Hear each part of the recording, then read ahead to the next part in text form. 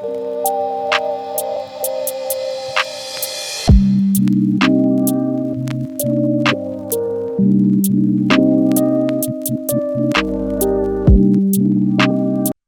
up? What happening? We back in here today. We back in here for another one. What up? How we doing, y'all? So there's a lot going on out here. I'm your host, J Pop. There's a lot going on. We gonna go over it.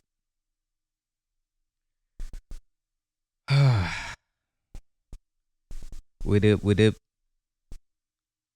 Is my chat working? Can somebody help me out? Trying to figure it out. Hello. Hello. All right, yo. So the rundown pretty modest, but there are some things, some issues in there. So at the top we have Morris Brown, president, fired without cause. Was it without cause? Who knows? We're going to look at the details. We also have our first measles case in Georgia for 2026. We actually had 10 last year. This is the youngest since January 1st, 2025. An infant. So that's a big one. And we've got Georgia lawmakers' first day. First day back in session. We're going to see what they up to. So that's what we got. Sorry, y'all. I'm trying to type in the chat. But yeah, let's go over these details real quick, man. We're going to start with the measles. Yeah. We're going to start with the measles. So, Georgia Public Health Department confirms the state's first measles case of 2026. Ooh. This is sad, yo. This is sad. The Georgia Department of Public Health has confirmed the state's first case of measles this year, and the youngest confirmed since January 1st, 2025. Pretty crazy. That's pretty wild. The positive measles case was reported on Monday in the Coastal Public Health District headquarters in Savannah. The department said the infected baby is too young to be vaccinated and they got measles from international travel. That's wild. See, you gotta when traveling, that's how things spread. So you got to be very careful with, babies, young people. Be very careful. There have been 3 measles cases reported in the United States in 2026 as of January 6th. So we have 3 more cases, or 2 more cases. There were 10 reported cases of measles in Georgia last year in Fulton County and the greater Atlanta area. And all except 1 were among unvaccinated people. Wow. So even a vaccinated person got it. Most also contracted the virus from international travel. Measles is listed under Georgia's notifiable disease reporting program, meaning healthcare providers are required by law to report any suspected cases or case. When that happens, local public health departments step in for testing and contact tracing. So yeah, it just goes down. It just, ooh, ooh. Babies are recommended at least 6 months old traveling outside the United States get a single dose measles mumps, and rubella. Yeah, babies are otherwise recommended get their first dose between 12 and 15 months old. So, ooh, taking a newborn baby 6 months outside of the States. Just over 90% of Georgia children were reported by the state to have received a full dose of MMR vaccine in 2023 for a community to be protected from the measles outbreak. At least 95% of the population should be vaccinated, according to the CDC. So that's still good. That's still very good. That's still promising. You know, nationally, measles have infected over 2,100 people in 2025, surpassing records hits records hit over 30 years ago. Surpassing records hit over 30 years ago. I can't even read, yo. The vast majority of people infected, 93%, had not received the measles vaccine or had an unknown vaccination status. So yeah, there you have it. So there's some good and there's some bad in there. Um, this is from the DPH Georgia DPH page right here. Um, Georgia Department of Health has confirmed a measles case in a baby too young to receive routine measles vaccine. Um, DPH is working to identify individuals who may have been exposed to measles through contact with children. Measles is very contagious and spreads through the air. When an infected person coughs or sneezes, the measles virus can stay in the air or on surfaces for up to 2 hours after an infected person has left the room. 7 to 14 days. Symptoms after exposure. Yeah. So they go over it here. And I'm gonna try to put all of these inside my description, all these articles. But yeah, go check this one out. There we go. Thank you for commenting. Yes, get vaccinated, please. But it is promising to see that, over 90% of people in Georgia have been over 90, yep, just over 90% of Georgia children were reported by the state to have received a full dose of MMR. So that's good. 95% of the population should be vaccinated. But yeah, what's up with the other 5%? Come on, we got we got to pull them along. All right. What's up? Uh-oh. Okay.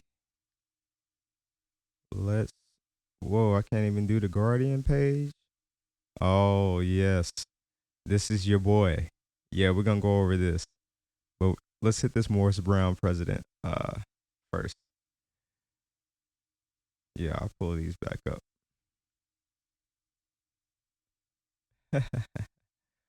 Morris Brown's president says he was fired without cause. Morris Brown's president says he was fired without cause. College releases statement on removal. Dr. Kevin James said Monday that the college's board terminated him abruptly, a decision he detailed in a post on Facebook. Yeah, I don't know. I feel like there's a reason. I don't know. I think he's just trying to get some clout before they find out what happened. I don't know. We'll see. I don't want to assume anything, but my first instinct says that something happened. Morris Brown College's president took to social media on Monday to announce that he was unexpectedly removed from his position this week. A move he claims came without explanation and raises concerns about the school's governance. Dr. Kevin James said Monday that the school's board terminated him abruptly, a decision he detailed in a post on Facebook. James wrote that he was not given a reason for the dismissal and what he described as a explanation that did not provide specific cause of substantive explanation. James said the timing of the decision is especially concerning as the historically black college prepares for an upcoming accreditation reformation review. The timing of this decision is particularly troubling as the institution is approaching its accreditation reformation um, reaffirmation review in a few weeks, James wrote. Equally concerning is that his action disregards established governance, best practices, and my existing presidential contract, which extends through 2029. So, but it's like, what's his, what's your reason? Like, why do you think they did this? You know, you're not really. The timing of this decision is troubling as the institution is approaching its. Equally concerning is that this action disregards established governance, best practices, and my existing presidential contract. Yeah, Dr. James has played a meaningful role in guiding the institution through critical seasons of growth, resilience, and transformation. The board thanks him for his dedication to the students, faculty, staff, alumni, and broader Morris Brown College community, and wishes him well in his next chapter. They're just, letting him down easy. You know what I mean? James said he recently passed his annual performance evaluation and plans to pursue all rights and remedies outlined in his contract. He also pointed to several accomplishments during his tenure, including increased enrollment, clean financial audits, and the restoration of the college accreditation. In his post, James suggested the decision reflects a broader issue faced by some historically black colleges and universities, citing that he described as board overreach. While I am deeply disappointed by the board's decision, I'm grateful for the overwhelming support I have received from alumni, faculty, staff, students, and community partners. So, yeah, we're going to keep looking at this. Ooh, 1881. Bye. 1881. Custer had just died. Goodness, bro. That's wild. 1881. Morris Brown is old college. But yeah, so that's that. We'll see. I'm going to keep my eye on it. I'm sure he's going to be posting regularly on Facebook. So yeah. Good stuff. All right. Let's see what the lawmakers are doing in Georgia, cuz I'm going to be keeping track of these folks this year, bro. Cuz it don't make no sense. I'm going to be keeping track of these folks. So let's see. Um Lawmakers Day One. Chambers welcome new members. House remembers Rep. Mandy Bollinger. Ballin'. All right. Miss Miss Georgia Audrey Catilla greets Speaker of House Rep. John Burns ahead of her performance for the House floor on Monday, Jan 12, 2026, yesterday. Monday was the first day of the 2026 session, and as expected, both floors gavelled out after accomplishing procedural business. They welcomed new members in both chambers. So I think if I hit back on this page, I have like a breakdown. It's like an AI breakdown of what happened. But I'm trying to get in what's the details, you know what I'm saying?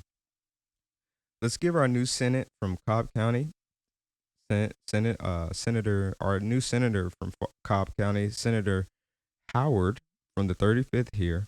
Let's give him a big round of applause. Look at them. They're just in there, just, clapping for each other. Bro, it's ridiculous. I don't, show up to work. Oh, let's give it a round of applause. He just got a job. Oh, here we go. It's crazy. I don't even know, man. I don't even know, bro. I mean, whatever. My father taught me that while we sit on different sides of the aisles or come from different areas of the state or different perspectives, we're all bound by a common duty to leave Georgia better than we found it, Walker said. He understood that leadership isn't about the title you hold, but the people you serve. And as I take this gavel, I hope to honor his legacy by bringing the same spirit of steady, principled leadership to this role. Walker replaces John F. Kennedy of Macon, who resigned this seat last year to run for lieutenant governor in this year's election. I think we talked about that. I think we talked about homie running. Yeah, go back about 3 or 4 videos, and yeah, we talked about him running. But we'll see. We'll see what happens. I don't even think. I don't even think this is not the guy that's going. I don't think he's gonna do it. But we'll see. Um, yeah, it goes down. Homie is basically talking about, and usually there's like prayers, people travel, see family, we do stuff, impacted, okay, potentially shift the community, uh, work day that committee work day that week, and then just switch them out essentially. Okay, yeah, so they're talking about changing up their work day and work week and whatnot, but let's scroll down here. Let's see. House members enjoy special performance. Oh, we in here checking out performances from Miss Georgia. It's like what's going on? Meanwhile, people flock to the Capitol for the ACLU's Pack the Capitol event, advocating for communication between legislators and their constituents. That's what I'm talking about. People out there, you know, trying to see what's up. Like, what y'all doing? To our elected officials, we are here to engage, not to disrupt, said Christopher Bruce, Policy and Advocacy Director of the ACLU Georgia. We are here educate, not to educate and not intimidate. We are here. We are to work with you. We are to work with you. That's weird. We are here to work with you, like democracy should. All right, but yeah, they out there trying to figure out what's going on too, whether it be healthcare, whether it be property taxes, whether it be income taxes, all the things that impact our lives. So what we want to make sure of that when we address affordability issues in a wide variety of instances across the board, and that we want Georgians to keep their dollars. I'm gonna have to ask these people that's writing these articles to like, y'all supposed to have teams of editors, bro. These articles be like almost unreadable, man. Lawmakers teamed up with the agricultural and civic leaders to agricultural and civic leaders to support area food banks, eat some barbecue, and talk with the reporters at the annual Wild Hog Supper on Sunday night. They also welcomed new legislatures, including the youngest lawmaker under the Gold Dome, Representative Muhammad Akbar Ali Gwinnett. Now, this guy, 21, brand new, one of the right, not when you got AI. That's yeah, so true. um, yeah, so he's new, Gwinnett, County. He's 21, he's young. He's one of the people that won during the blue wave in November of this past year. We're gonna see what he's talking about right here. I feel proud of what I represent and what I stand for, especially when it comes to the youth. I mean, we're seeing this wave incoming of just fresher blood, fresher ideas. It's not so much of a matter of age with me in particular when it comes to politics. It's more of a drive and energy, and you see this with a newer wave that we want to get things done on a foundational level. That's all. That's great. Good job. Good job. So let's keep that same energy when you vote on these bills, sir. I'll be watching. Another freshman legislator spoke in the Senate. Practical level. I want to make sure folks know what's going on. Uh, Jaha Howard of Smyrna said, so when we would talk about words like affordability, what does it look like behind the scenes?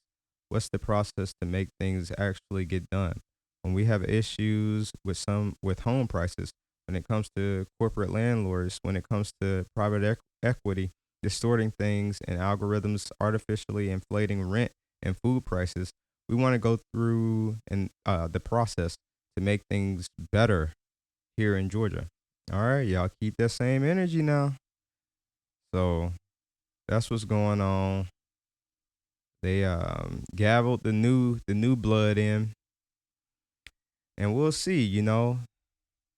Um, yeah, we'll see what happens with all of that. I feel like they're gonna have to show me, you know, like all of this is words is great.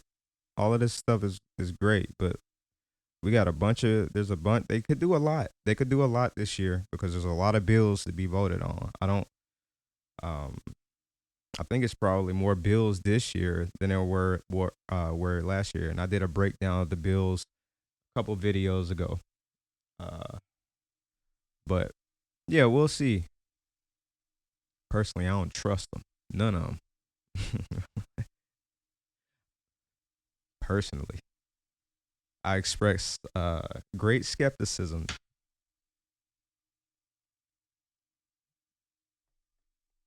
But we shall see.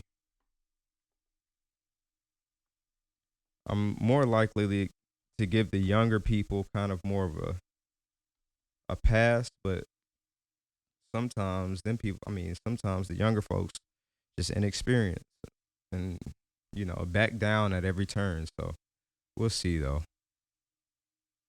We'll see. But yeah, let's get to the music. It's my part right here. This is my favorite part right here. Yeah. Yeah. Here we go. Here we go. We're gonna make it quick, yo. Simple little lo-fi beat. Throw some noise in there. We're gonna get on. We're gonna get on a fire.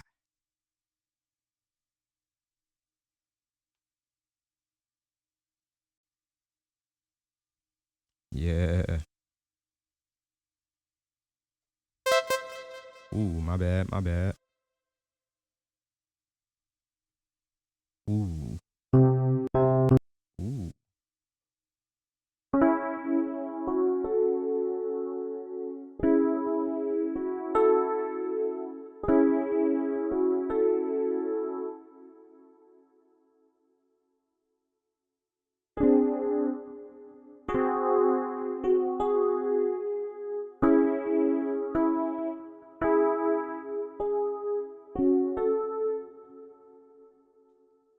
Yeah, I probably could do that.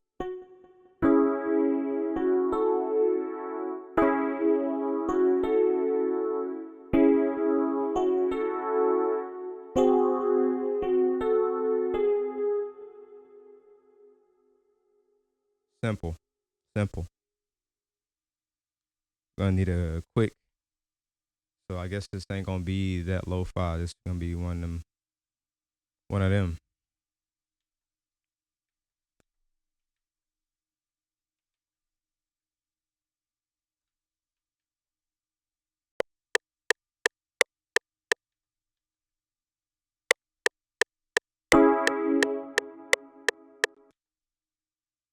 Nope.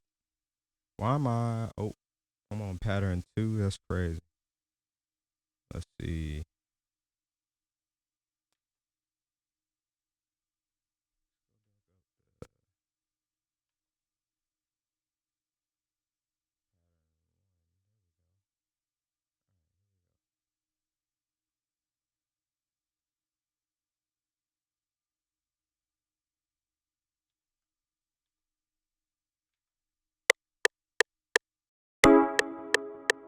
Why do that to me?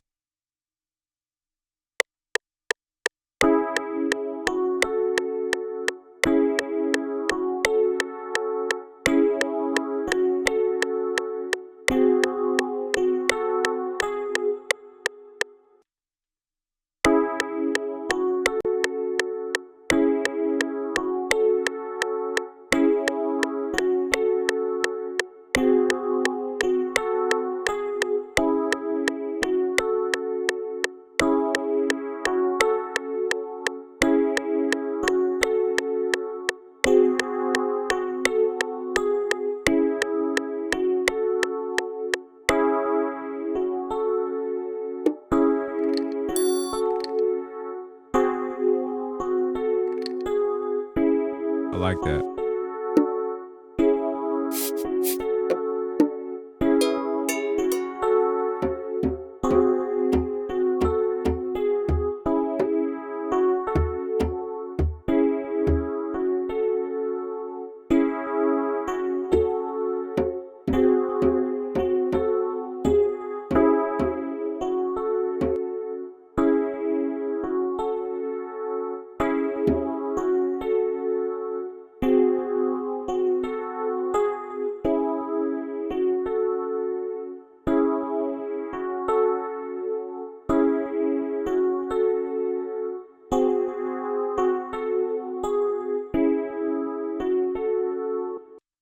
Yeah. Yeah, we're gonna I'm gonna put some of these bongos in here just because I like bongos. How's this pattern? Okay.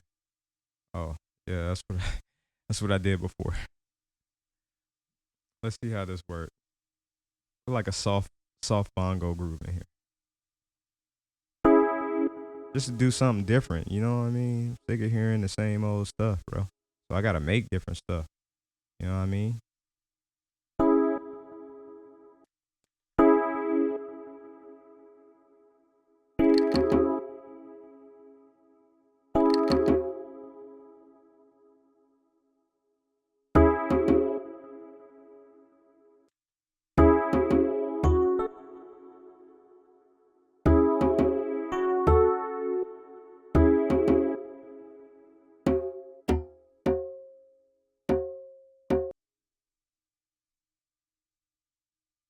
I could really pull my djembe out and actually play all of this, but I'm not gonna do that right now.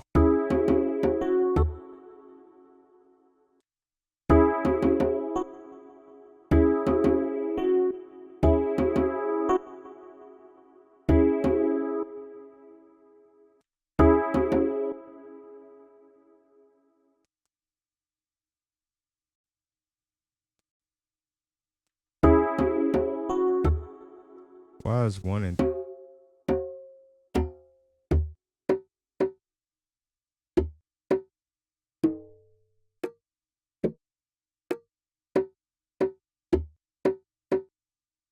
let's try this.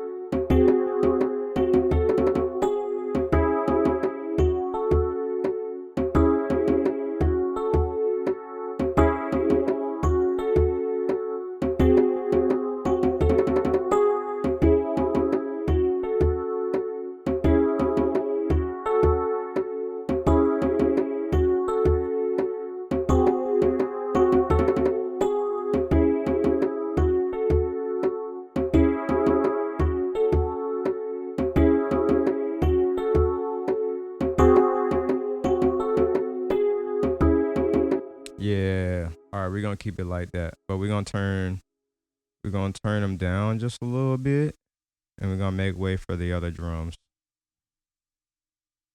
And for the other drums, I'm just gonna make a simple little pattern here. Nothing too crazy. You know what I mean?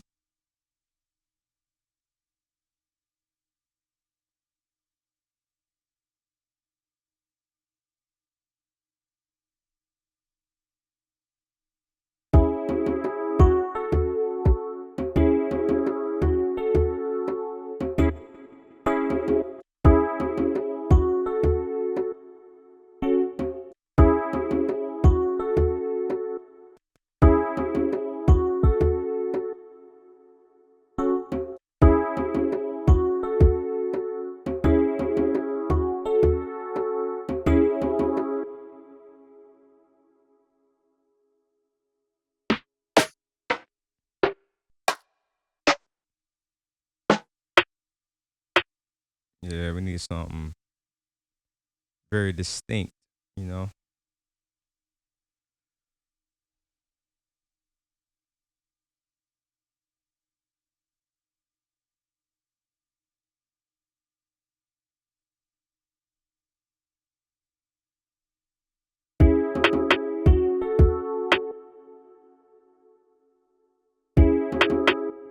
That's crazy.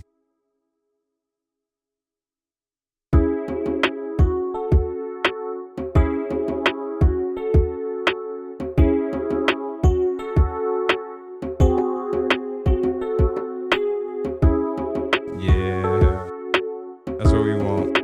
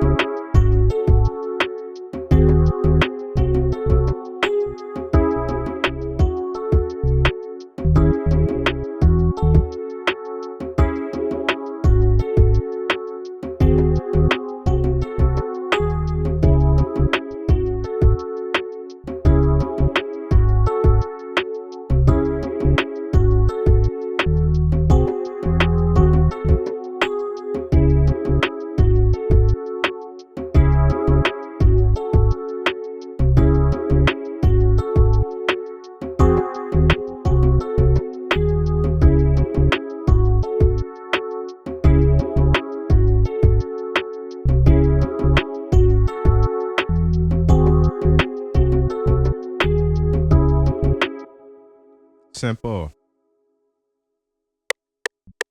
I'm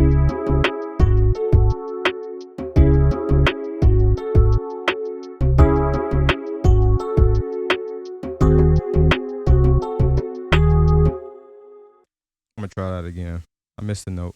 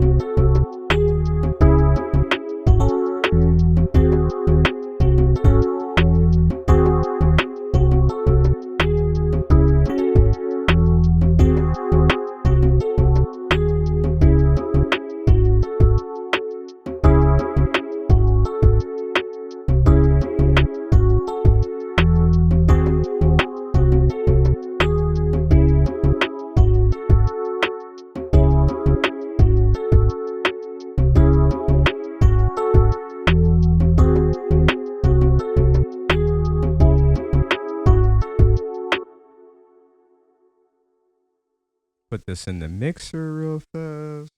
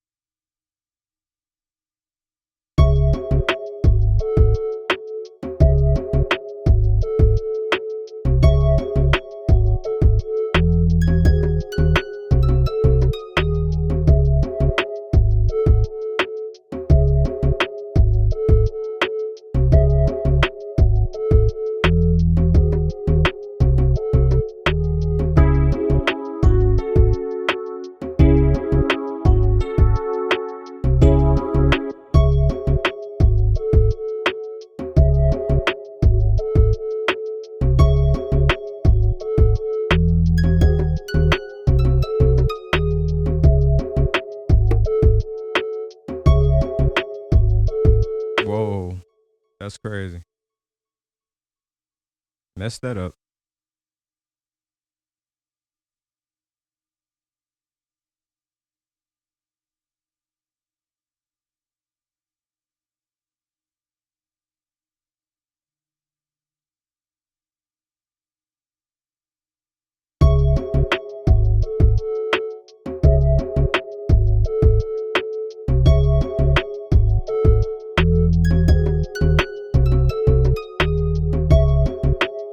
Yeah, that's what we want.